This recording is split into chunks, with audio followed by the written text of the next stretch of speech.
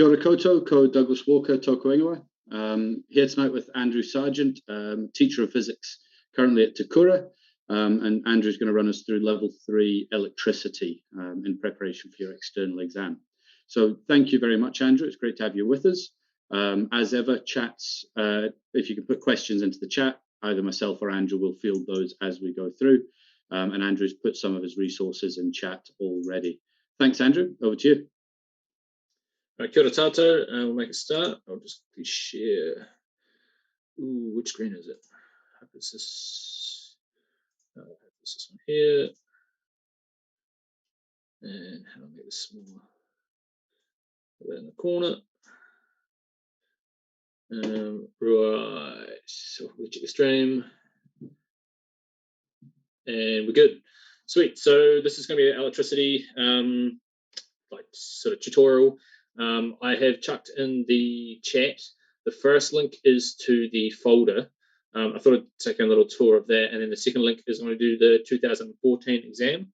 The reason why I'm going to do the 2014 exam is I'll just jump down to, this was the PowerPoint I did for the mechanics yesterday. I'll quickly scroll down. So I've got my channel. I have from 2015 to 2020 exam videos. There's not much point me going over one of those exams when one of those exam videos is easily findable online. We have Mr. Wilblay, who also has a YouTube channel. He has the last 2 years. His videos are really, really good. Definitely subscribe on that. Physics folder. So that is this one here. So I thought I'd quickly just take you for a tour.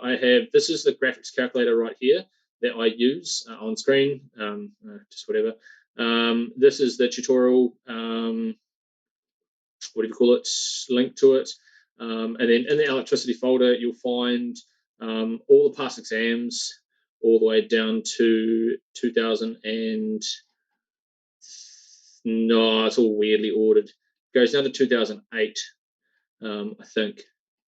Yeah, it does, all the way down to 2008, which is more than enough exams for you to have a go at. And then I have my old PowerPoints that I used to use when I was a teacher at my previous school, which I don't really use that much anymore. Right, so I think that's really about it. Oh, what screen was that? And the last thing, I have the circuit simulator here. I'm going to open it up in another tab because I will probably use this during this tutorial. So I'll just delete this so it doesn't try and run in the background.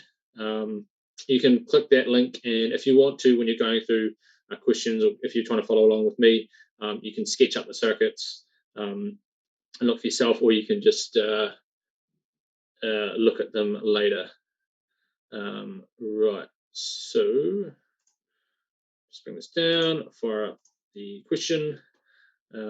Right, so this is the 2014 exam. I've chucked the link in the chat. I'll just go through each question. We should get through the whole exam comfortably before the end of today. So we have question 1. An ideal transformer shown below has 3,000 turns on the primary and 600 turns on the secondary. It's running on a 240 volt main supply. It's connected across the primary coil. The secondary coil is connected to the external circuit. So calculate the RMS voltage of the external circuit. So this is a step-down transformer. So there are less turns in the secondary and then in the primary, which means you'd expect a lower voltage in the secondary than in the primary. I'm going to use a formula sheet just because it's probably a little bit confusing if I just try and use fractions. But I can just scroll down. Where is the formula sheet?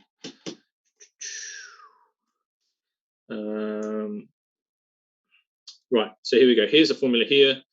I'll just highlight it. So this is the transformer formula. So it's the number of turns in a primary.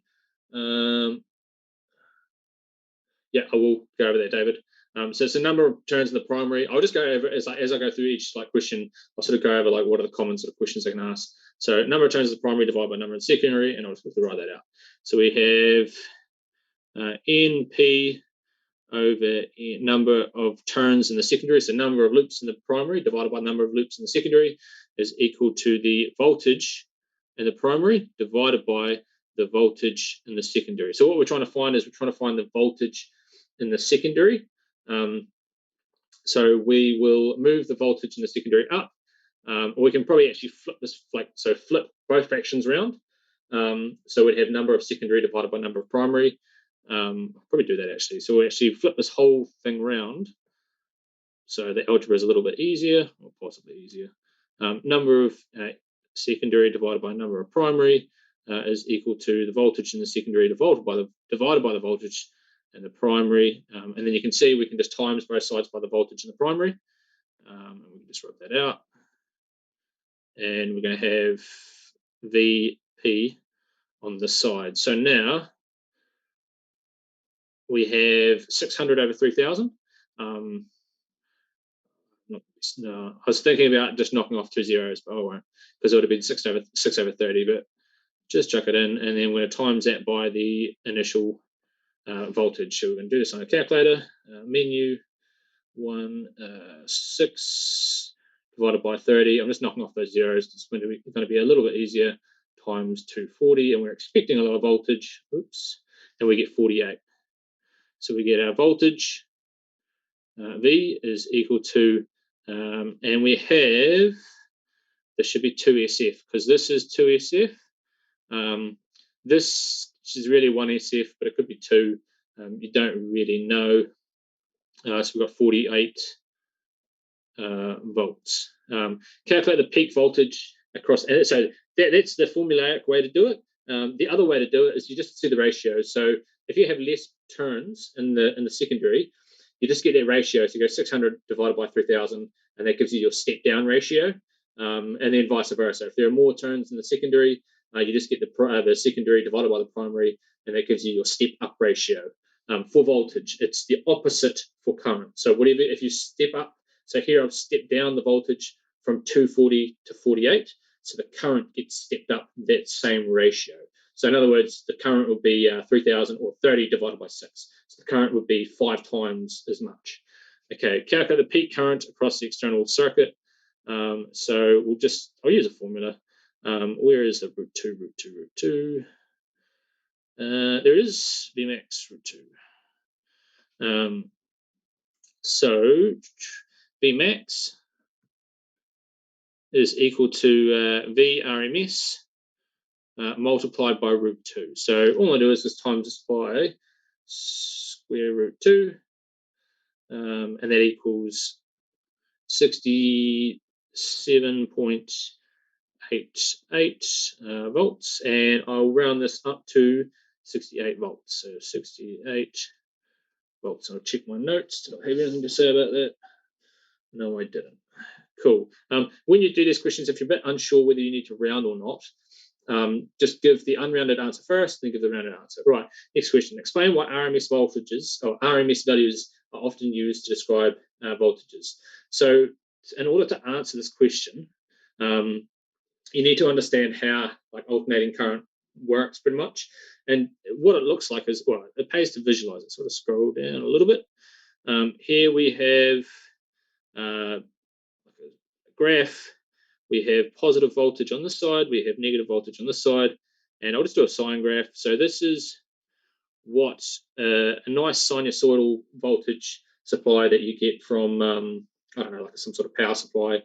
A lab power supply wouldn't give it like this. It normally gives you cut-off square wave, but a nice power supply, or some sort of nice, some sort of nice sort of sine wave is fine. So if you look at this, and you shade in the area under the graph, you'll see that the average of this function is 0. So you can't say that the reason why RMS AC voltages are used is because the average because it's the average voltage, because that's not the case. It's similar to the average voltage. So it's called the root mean squared. This isn't asking for you to prove it. If you want to prove it, you just set the powers, the power outputs, to be equal. So the way the answer is looking for, all you need to say is that RMS voltages are similar to the average voltage, except for they're the root mean squared. RMS voltages for AC circuits give the exact same power output of the equivalent DC circuit of the same voltage, i.e. a 12-volt DC battery would give out the same power for like a set resistor as a 12-volt RMS AC power supply, full stop. And that's what it's looking for. Cool. Next question.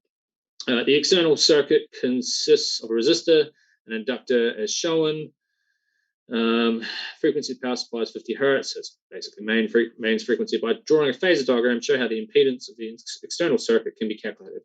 So before we even continue, I'll just go over like this word here for those that are a bit unfamiliar. So there's resistance, which is just like a set resistor. There is reactance, which is called reactance because capacitors and inductors react to change in current, or they react to the change in the circuit. And then there's impedance, which is the sum of resistances and reactances. So here we have a resistor, and we use, it's like polar coordinates. So we have phasor diagram. Our resistance is in phase with the current. So here is our resistance R. We're using vectors. We don't know what the size of the reactance of that inductor is. So we'll have to. I'm going to draw the vectors to scale. So there was a previous, I think 2015 question 1 or 2, where I asked to draw a phasor diagram, but I in the videos I didn't do it to scale, but I'll try and do it to scale now. So we're going to find the reactance of the inductor, and that is equal to the inductance multiplied, that should be XL. Why did I do, this should be XL. So the reactance of the inductor is equal to the inductance multiplied by the angular frequency, which is just 2 pi f. So we have that is equal to 16.5, and milli is times 10 to the negative 3. So 16.5 times 10 to the negative 3 multiplied by 2 pi, because omega is equal to 2 pi f. So 2 pi times the frequency, which is 50. And that'll give us our reactance. So we'll quickly do that now. 16.5 e to the negative 6. That should be to the negative 6 times 2 shift pi times 50. And it gives us 5.183 times 10 to the negative 3. You shouldn't be doing this. I'm just, because I've got my pen and I'm super messy trying to write on my screen, but you should keep all your working in like this box. Don't write in the assessor's use only, because it's annoying for the markers because they've got a container. And this is ohms. So this is a type of resistance. It's called reactance. So we can see that this resistance here, this, what do you call it, reactance, is tiny. And I'll quickly double check my notes because that seems super, super small. What have I done? I have made a calculator error somewhere. Oh, that's why. I was wondering why that's so small. This should be negative 3. So this is pays where to do the sniff test, because if this is 5 times 10 to the negative 3, you're going to have a tiny, tiny wee vector here, which wouldn't make sense when you're drawing it. So this is why it pays to just like check your answers, and make sure they make sense. So I need to quickly go back onto here. So when you're doing your exam, always when you get an answer, have a good think about it and see if it makes sense. Okay, 5.18. That makes way more sense. So this is just 5.18, doesn't have a negative 3. Rub that out. Now it makes way more sense because I have a vector of length 3.69 and I have a reactance of the inductor, which leads the resistance of length 5.18. So it should be a bit bigger, but not by much. Right, and the impedance is the sum of these vectors. So you can see that this would translate to the right, so they'd sum together to equal this vector here, Z. And that is the sum of, and this is XL, I should draw this in, XL. So the sum of R and XL, like vector-wise, adds the impedance, and you can see this is a right-angled triangle. Hopefully you can see that. So we have R squared plus XL squared equals Z squared. So we have Z, which is the total impedance, is equal to the square root of XL plus R squared. And that is going to be equal to, and I can now just square this number. Where's my squared button on my calculator? Plus 3.69 squared equals shift square root shift answer 6.3. 6.3628, but I'll just round that to 3 ohms. And now we have Z, so the total impedance, that should be Z. I put a wee line through it just so it doesn't look like a 2, is equal to, so I'm going to round this to 3 SF, because this is 3, this is 3, this is 3. So it's going to be 6.63. 6.63 ohms. I'll quickly check my notes, see if I haven't made any mistakes. Nope, that looks good. Right, so this is where using phasor diagrams and try and draw them to scale like I did. And this is how drawing them to scale will catch up mistakes. So the reason I made, let's just do one. The reason why I picked up this mistake is 5.18 times 10 to the negative 3 is a tiny vector in comparison to the 3.69 that they gave us. So it wouldn't add to it whatsoever. And kids could get like merit or higher because they just write the resistance, which would be pretty much the same as the impedance. Because if the reactance of the inductor is tiny, that means that vector would be tiny. So it'd just be entirely the radius. Right. Next question. No questions on the chat. Capacitors added to the external circuit causing the circuit to be at resonance. Determine the RMS voltage across the capacitor. Right, so the frequency hasn't changed. No, frequency hasn't changed, which means the reactance of the inductor is still 5.18 ohms. So I'll just quickly write that 5.18 ohms. And when circuits are at resonance, the reactance of the capacitor is equal to the reactance of the inductor. And because, let's just quickly draw that. Can I scroll down? Nope, too far. So we have the inductor up here, that's XL. We have the resistance hasn't changed, it's still 3.69. I'll try and do that a little bit smaller. And now we've added a capacitor, and resonance, so let's quickly write this. XL is equal to X, that should be an L, is equal to the reactance of the capacitor at resonance. So at REA, resonance. There we go. So that means I have, and this is R, I have XC coming down the exact same amount, XC. So someone asked before, what kind of explanation questions are generally asked? So this is a really, really common question that's like always asked. You'll have some sort of like resonance setup, and you'll be asked. So maybe like they'd ask you what happens when you bring a capacitor into the equation. So maybe they didn't add the capacitor. They'd ask the question, we now bring in a capacitor. What happens to maybe that instead of the resistor being a resistor, it's a speaker, some sort of light or something like that. The generic answer, and this is always an E question. You'd say the reactance of the capacitor is 180 degrees out of phase to the reactance of the inductor. So they like not cancel out, but they add together. Vector, like they add together in the form of XC minus XL, or the other way around. It's just one minus the other because they're two vectors pointing in the opposite direction. This reduces the reactance, or if they're resonance, it makes the reactance 0 because they're equal to each other, so they completely cancel out. Thus, the circuit has no reactance, and it only has resistance. So the current is only limited by the resistor, which means the bulb or whatever component the resistor is will be brighter because there's more current through it. Because there's more current through it for the same resistance, to be a high voltage across it. Also, they asked us last year, so I don't think they're going to ask this again. There was a question about why can voltages across capacitors and inductors be higher than the supply?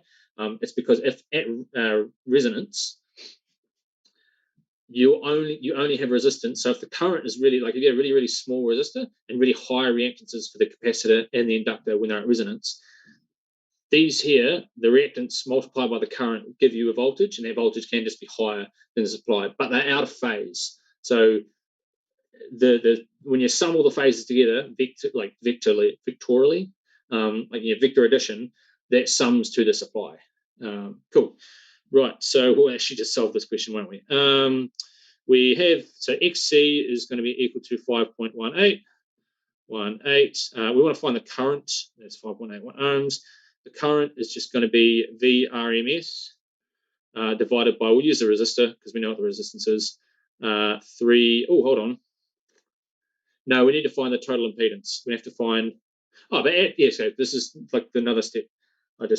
So at resonance, the only resistance in the circuit is just the resistor. So this is why I can skip ahead. So it's just going to be just the resistance R. So it's going to be 48 divided by 3.69. I'll quickly do that. And whilst I do that, it is diabolical that you have to use 48 in this question because you had to solve question A. So if you didn't get question A, you wouldn't get possibly answer this question. So the current is 13 amps. 13, that's 0.00, isn't it? 13 amps. So the voltage across the capacitor, so VC is just equal to XC multiplied by I, which is just going to be 5.18, 8 multiplied by 13 times, and I'll use the full answer, full question, 5.183 gives me 67, and that equals 67.4 volts. And I'll just round that to 3SF because I was running out of space. I better check my notes. Yes, so that is good. So the crucial steps for this, we're realizing at resonance, the reactance of the circuit just goes to 0. So the only resistance in the circuit is the resistor. Cool. Right, so let's go to the next question.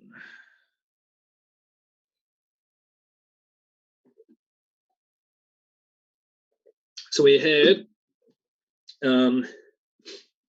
I'll just for that previous question, that is a AC circuits question, and they tend to separate them out. So that's usually a separate question by itself. They don't usually try and jam them together with other questions, right? Question 2, batteries. You got a circuit diagram shows 2 batteries wired together. You got an internal resistance for both of them.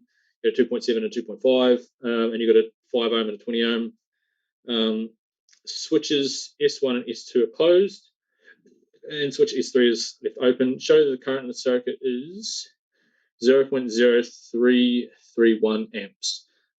So for this, we'll apply, I call it the brute force method. It's called mesh analysis, but really we're applying Crosstalk laws. So Crosstalk laws state that the sum of the currents at a junction add to 0. So the current going in minus the current going out adds to 0. In other words, it's conservation of charge. So charge is conserved, or current in, current out, or current in is equal to current out.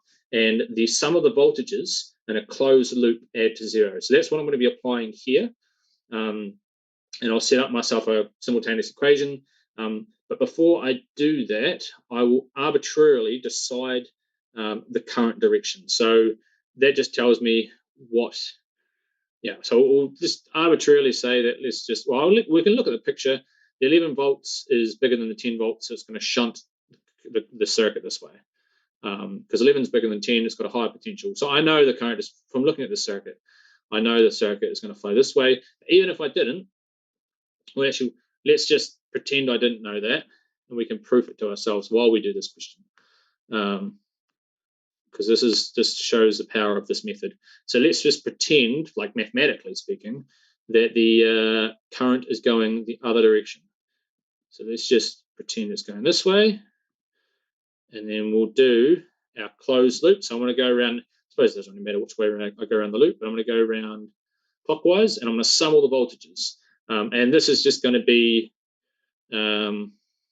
this current flowing through here is just going to be, and this S3 is open, so it's just going to be I all the way around. You could say I1, but really it's just I. It's just current all the way around. So we'll start at the 11 volt battery, battery, and we're going from the positive side. It's a positive side to the negative side because we're going to the left, which just means we're dropping down the potential difference of the battery. So it's going to be minus, and this is the sum of the voltages, add to 0 in a closed loop. So we have, I'll just put like equals minus 11. And now we're going, I want to add these 2.7 and 5 ohm resistors together just because they're basically side by side. They're in series to each other. So it's going to be, how many is it? 7.7. And now we've mathematically stated that the current is flowing from left to right. So we are flowing with, that's right, yeah, we're flowing with the current. So the analogy I teach my kids is, or the way to think about it, so not important, is that if you're flowing down a river, you're losing potential energy. Because if you wanted to, you could just lift your hands up and you'd flow down the river. If you wanted to flow up, or if you wanted to go up the river, you have to put in work and you're gaining energy. So in terms of these circuits, if you arbitrarily choose the direction of the current, and we'll get to the end of why we can do that. If you're going with the current, so I'm going this way, I'm going with the current, it's going to be minus because we're losing energy because we're going with the stream. So it's going to be minus 7.7 because I've added those two resistors together, and that is just going to be I. And then we keep on going down. We go through the 20 ohm and the 2.5. I'll just take those two together because they're in series with each other. So it's, and also we're flowing down the river. I mean, these aren't the best analogies, but it's a nice way to tell a story to yourself so you can remember it. So we're flowing with the river, so it's going to be minus. It's 22.5, 22.5 I, and now we're from the negative side of the battery to the positive side. So batteries are separate to the whole river analogy. You're just going up. I mean, you can say you can go up the waterfall or whatever, but you're going up the potential of the battery. So it's plus 10 volts equals 0. And you'll see here, this is a resistance multiplied by a current, which is a voltage. This 7.7 times the current is also a voltage. And we'll just tidy this up a little bit. So we'll move the 10 volt to the positive 10 volts to the far side, which will give me negative 10. And we'll move the negative 11 to the far side, which would give me positive 11. So we're left with positive 11 minus 10, which gives you 1. So 1 is equal to, and then we're going to have negative 7.7 plus negative 22.5, so that it should equal, I'm going to do that on my calculator, it's 29, 30.2, negative 30.2 I, and I'm going to quickly check that. Do I need to check that? I'll check it at the end if it's not 0.0331. So we can see here that I is equal to 1 divided by negative 30.2. And that is equal to, quickly check on my calculator, 1 divided by negative 30.2. It does. I actually did the calculation correctly. Negative 0.0331. And then that's probably enough. So that is 331 amps. And you'll notice this is a negative sign. So because we went anti-clockwise around the circuit, we mathematically went anti-clockwise around the circuit, it gave us a negative answer for the current, which tells us the current's actually, in reality, flowing in the other direction. So that basically answers your question B. But mathematically speaking, like the brute force method of just using, this is mesh analysis, just going around a loop, it solves it for you. If you want examples of this, the 2019 exam has it in question 2, I think. It has one of these loop questions in there, which is very similar. You never have to use simultaneous equations on your calculator. That was scrapped a few years ago. So for question B, explain which direction the current will be flowing through S1. Well, we know now it's going to be flowing, what direction is that? Anti-clockwise from the positive, or from the 11 volt battery through the 10 volt battery. And the reason for that is because 11 volts has a higher potential than the 10 volts, so it just shunts that battery backwards, and it would charge it to some degree. Right, next question. Switch 3 is now closed. All three. So now all 3 switches are closed. Show using Crosstalk Laws that the current through switch 3 is 1.87. So how are we going to do that? So we'll set up.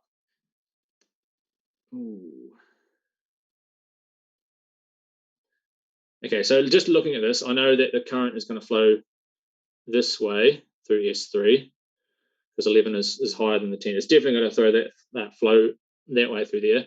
And we'll do like 2 loops. So what we could do is we can do a loop around the outside. It's probably going to be a tricky way to do it. Is there a trick way to do it? Yeah, I can see. So we'll do this first loop and we'll go, well, I suppose it doesn't matter. We'll go this way around. So we'll set up our some of the voltages and we'll do some of the current last because we might not even have to. So we're going to go clockwise and we're going to set, this is going to be, we'll call this I3 because we've got 2, 3, and 1. So this current's going to be called I3. This current, we know it's going to be flowing this way. So S2 down the branch through the 10 volt, through the 2.5, through the 20 ohm is going to be called I2. I should really try and scrub some stuff off actually. I might actually just quickly clear that because we, can I just delete that? Oh, it's going to delete everything. No, I don't have to scrub it. All right, so I can just do it. I'll just keep going over here. So we're going to do that first loop. So the sum of the voltages. So we're going to be going from down the 10 volts. So it's going to be minus 10 volts. Minus 10 volts. And we'll set the I2 to be going the other direction because we know it's going that direction. I can rub that up. So it should be I2 is going the other direction. When you do it, try and guess try and have a good look at the circuit and figure out which way it goes because it makes it a little bit easier. So we're going to attack those 2 resistances together. So it's going to be, we're flowing with the current. So it's going to be minus 22. 22? Yeah, it is. I2. So minus 22 I2. And then this is where you can be a bit cheeky and you loop right back around to 0. So you loop all the way down here through I3. And because there's no components in I3, it makes it just a whole lot easier. So you loop all the way around from the 10 volt through that switch S3 back to 0. And then we get, this is our first equation, equals 0. And we can quickly see that we can solve this. So we'll quickly do that. Is it 22 or 22.5? It should be 22.5. Good catch. 22.5. So move the 10 to the far side. It's going to have minus 22.5 I2 is equal to, is it minus 10? Because I dropped over there, didn't I? It is. It's equal to minus 10. It's going to be positive 10 on that side, isn't it? Oh, it is too, positive 10. Which gives me a negative I2, which makes me wonder where I went wrong, but probably won't matter.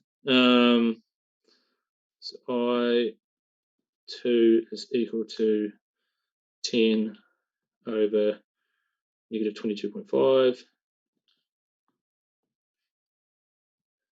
That seems a bit suspicious. You started with a negative 10. I was wondering if it should have been a positive 10 to start with.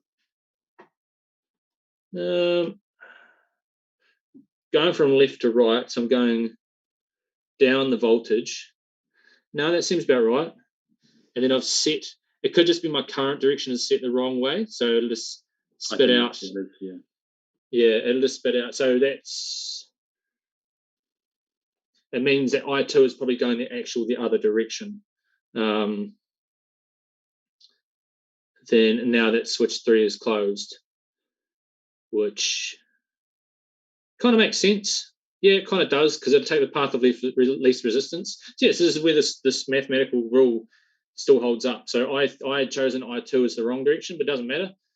This is going to give me 10 divided by 22.5. I'll just keep that negative in there. It's going to be negative 0.44 for repeating amps. This actually tells you that now that we've closed S3, both S2 and S1 are going to flow down through S3.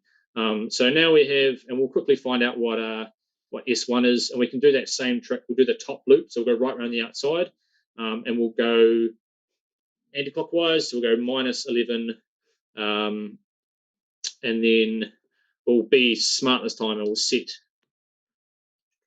rub this out.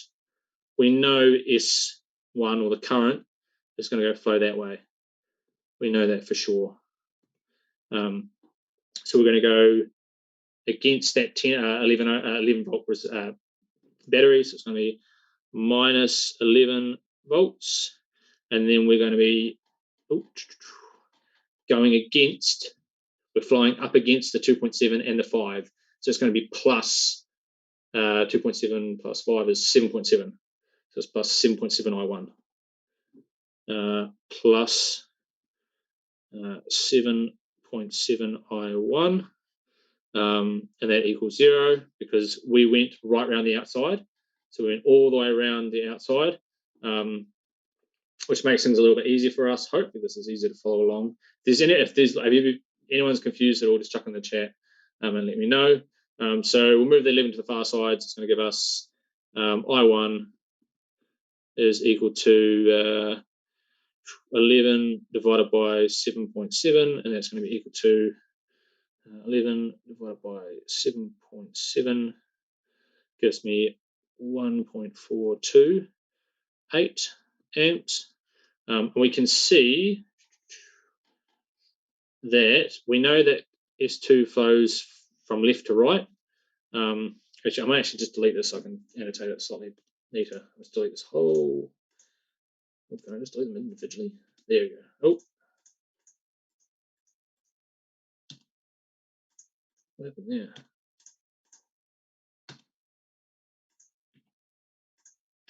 There we go. So we know that S1 flows down there. We know that S2 now follows down there. So this is I1, I2, I3, and we can see that I1 and I2 flow into the junction, and it flows out of I3. So we have I1 plus I2 is equal to I3. So we can just go down here. We just add these together. So we're going to go plus 0.4444. That'll do, and we get I3 is equal to 1.87 amps. Now look at that; it's asked us to show that that was true. So try and you have to really draw over your circuit so you can sort of see what's happening. These questions aren't really asked that often. They're not super hard. They just get real messy. And there's lots of ways to do it. So any loop is fine. It pays to choose loops that don't have any components in them in one of the branches. So this is current I3. It doesn't have any components in there. So then you just get a simultaneous equation with one value. So you can see here I had a simultaneous equation here with just one value and another simultaneous here with just one unknown. It makes it a little bit easier. Right, so switch 1 is now opened, leaving switches S2 and S3 closed. After the circuit's been operating for some time, the 10-volt battery starts to go flat, so that means its internal resistance is probably increasing. The student suspects that this is caused by the increase in internal resistance. Explain what effect the changing internal resistance has on the power delivered to the 20-ohm resistor.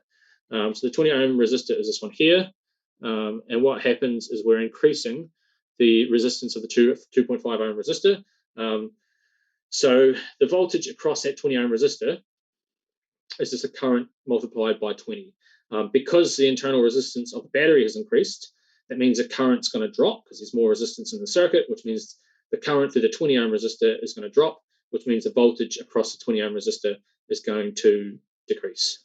And that's about all there is for that. So that's question D. Right, next question. What do we got? So this is it's an inductor and a capacitor in DC. In the circuit above, switch B is kept open, switch A is closed. So we're charging up the capacitor, allowing charge to flow again onto the plate's capacitor. Explain why the voltage of the capacitor rises to the voltage of the battery. So the reason for that is when you close the switch on the battery, charges move from so this is the positive side of the battery. They move, we're talking about conventional current, we're not talking about electrons. They move to the plates on the battery. So positive charges flow to obviously to the one side of to the capacitor. So they flow onto that plate of the capacitor, and more charges flow and flow and flow until the potential difference across this capacitor equals the potential difference of the battery. And the reason for that is as more charges accumulate onto the capacitor, more potential or more work needs to be done, but there needs to be a potential difference between the battery and the capacitor in order for charges to flow. So as the charges build up on the capacitor, its voltage increases, and you can see that with the formula Q equals CV.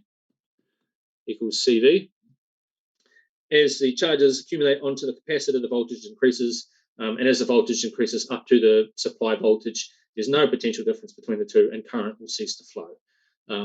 And that's why it rises to the voltage of the battery.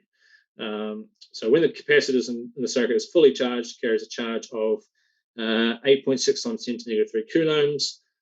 So that's Q, calculate the energy stored in the capacitor when it's fully charged. So I'll use the capacitor formula, which is, where is it? Do they give it to you? Or do I just actually whip it out of thin air? There it is. So we have the potential energy stored in a capacitor is half QV. But I also have, what else we have? We have, this is the charge. So we have Q. Do we have, well, we know that, we actually don't. Oh, we do know the voltage. It's going to be 12. But we can probably rearrange this. Ooh, can we rearrange this for, do we know what the capacitance is? No. So when this capacitor charges up, it's going to charge 12 volts because it'll equal the supply. And it is given to us here. So we know the voltage is 12. That's pretty much a given. If there was a resistor up here and the inductor is still there, it would never actually rise to the supply. It would rise to the voltage of the supply minus the voltage across that resistor. So that's like an excellence question that can be asked.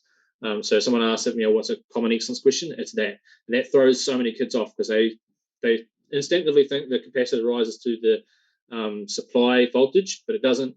It rises to the supply minus voltage across that resistor. And that resistor could be either side as well, as long as the inductor is still there. And in the inductor, that switch would need to be closed as well. So this is just pretty straightforward. It's going to be 0.5 multiplied by the charge is 8.6 times 10 to the -3. And it's going to be multiplied by 12 because that's the voltage. We'll quickly do that. 0.5 times 8.6 e to the -3. 12 minutes. 14 minutes left. 12. Oh, and that gives me I'll write it out, 0.0516 joules. Go over common E problem real quick. Okay, so common, well, I would imagine it's an E problem. If I was to write a question like this, I probably would. You throw in, so I'll just clear this. Oh no, can I just delete them individually? No, I have to rub them out. I don't know if it's that common, but it'd be a clever E problem. And if I was to write one, which I have written ones like this before, why has that gone away? Right. So what you could do is, let's imagine this switch is closed, and let's just imagine this is just this could just be a resistor. It could be an inductor as well. It wouldn't really matter. But you can put a resistor here, or conversely, you could put it on the other side of the battery. It doesn't really matter. But what happens is when the current flows, and we've got A and B closed, current would keep on flowing down here, flowing down here, flowing down here. After that, the inductor would oppose the supply initially, and then it would just drop off, and then just act like a short circuit. So this is after a while. This would be, because it takes a while for the capacitor to charge as well. And you have current going through here, and this has resistance R. You have current flowing through that resistor. It'll have a voltage across it, and you can quickly work out what that is. For this circuit, it would literally just be, what would it be? It'd be 12 volts. Oh, would it be 12 volts? Ooh. That would charge this to the supply, because that's probably not the way to do it. You'd have to have a resistor in series with the capacitor. There we go. So you actually have to be a resistor instead of the inductor there, because you'd run into problems. So if there's a resistor instead of the inductor there, then you'd find out what the voltage across this resistor is. Yeah, so this is where you couldn't have an inductor in the circuit. You'd have to have a resistor instead of that inductor. That resistor would have a voltage across it. The far resistor would have a voltage across it. And this voltage across this resistor here would be equal to the voltage across that capacitor when that capacitor is fully charged, and when the circuit's at steady state. That's how you have to set up a question. If I was to write the question, hopefully that answers your question, Leon. Right, I think we answered B, didn't we? Yeah, we did. Question C: the graph below shows voltage and time as capacitor charges. Switch A is open, B is closed. The current changes with time. Explain what effect the inductors have on currents that change with time. So the voltage across an inductor is equal to the minus of the inductance multiplied by the change in current over change in time. And you can see that in the formula sheet, probably somewhere here. Here it is, right here. It's really the EMF. I mean, it's equal to the EMF. It's the EMF of the inductor, but I normally just put V for kids so I can just explain it as I go. Technically speaking, it is the EMF, but it is the voltage across the inductor, or the potential difference across that inductor. And you'll notice that negative there. It's because it opposes the rate of, or it opposes the change in current. So what's happening is the capacitor is discharging. So the inductor will supply, or will have a potential difference that will resist that drop in voltage. So it'll actually oppose the drop. So it'll try and keep that drop, or keep the voltage high, if that makes any sense. So explain what effects the inductor have on currents that change with time. So you can say, as the capacitor discharges, current will then flow through the inductor. The inductor will then have a voltage across it, because it's got a changing current through that inductor. This will then generate a voltage across the inductor, which will oppose it'll oppose the voltage of the capacitor to reduce that current, and then the capacitor will, it'll reduce it, and then that rate of change in current will drop, and the capacitor will start supplying more current, and it's sort of tit for tat. So what it does is it slows the discharge of the capacitor. So it slows the rate of discharge of the capacitor, because every time the capacitor provides a little bit of current because of the voltage across the capacitor, the inductor supplies a back EMF, or a voltage that opposes that supply. Cool. Right. Discuss the energy stored in the capacitor inductor. The switch, the instant B is, hold on. Sketch on the curve on the graph, show the effect of increased resistance of the charging capacitor. So on your formula sheet, let's write it out. So you have time constants. That's like the Greek letter tau. For capacitors, it's equal to RC. And for inductors, it's not really asking for inductors, but I'll check on there anyway, is L over R, I'm pretty sure. Yeah, because if you have an air gap, so another common E question, you have an air gap or like a break in a circuit, so you open switch. That means you have air is still a resistor. Like I always joke that everything is a conductor if the voltage is high enough. Everything will conduct if the voltage is high enough. You just need trillions and trillions of volts. Yeah, I mean, there probably might be something that I actually don't. I think this is probably something else, some physics professor. But if you have an air gap, you have a really, really, really high resistance, but not infinite. So the time constants for inductors in open circuits ends up being really, really short.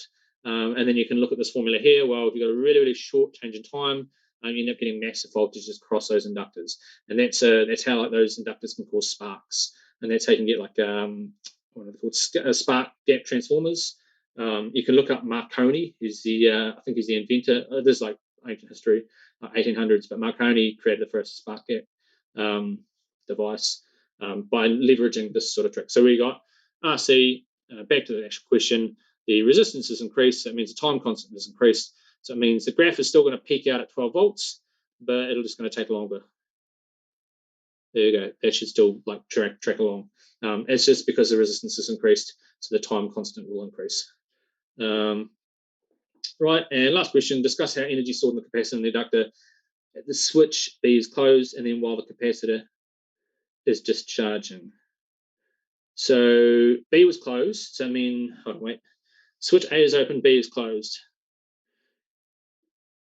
The instant B is closed. So the instant, we should double check, B was never closed to begin with. So there was no magnetic field in the inductor to begin with. All right, so to this question, what it's asking is for you to distinguish between capacitors and inductors and how they store energy. Capacitors store energy inside of an electric field. So they store energy via charges building up on a plate that's stored in an electric field. Inductors store energy in the form of a magnetic field. So you have charges flowing through some sort of loop or some sort of wire. You build up a magnetic field because those charges are flowing. And then when you like open the circuit, or when you want to like, when that magnetic field decreases, you get self-inductance through all the other loops or through its own loop, which then generates a voltage or generates an EMF, an electromotive force, but voltage, potential difference, which then opposes, that generates, that voltage will then generate a current, which will oppose, that current will have its own magnetic field, which will oppose the magnetic field that was used to create it. So it's like the steps that involved are, you need to have magnetic flux or changing magnetic field, which then induces a voltage, which then induces a current, which then that current has its own magnetic field, which opposes it. So crux of it, inductors have the energy stored in magnetic fields, capacitors store in electric fields. So here we have no magnetic field because initially there was no current through B. You've closed B. So the energy, all the energy initially is stored inside the capacitor. As a capacitor starts discharging, current flows to the inductor. That means the inductor will have its magnetic field, which means energy will flow from being in an electric field to the magnetic field. And then the current will drop, so the magnetic field will decrease. And then the capacitor will keep on supplying charge and to and fro. So it'll oscillate between the electric field or the energy stored in the capacitor decreasing to the energy stored in the inductor increasing, then decreasing, then increasing, then decreasing, then increasing, and then decreasing down to zero. I'm pretty sure that is that. Pretty sure that's the end of that exam. I better check. I missed anything in my notes.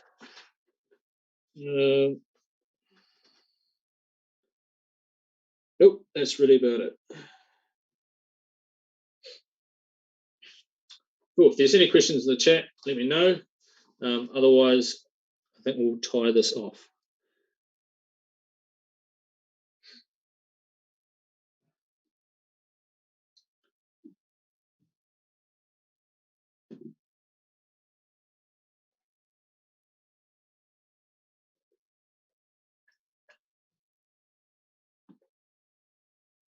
Well, while we're waiting for just to see if there are any last-minute questions, I'll just say thank you very much, Andrew, on behalf of all the students who'll be watching this now or in the run-up to the physics external exam. And we've got a little break, and then at 10 past, we're starting the level 3 waves paper, and Andrew's going to run us through that one.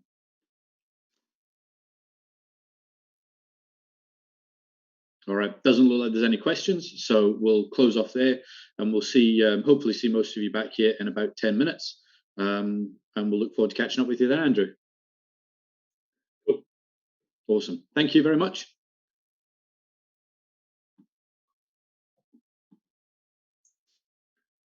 Right.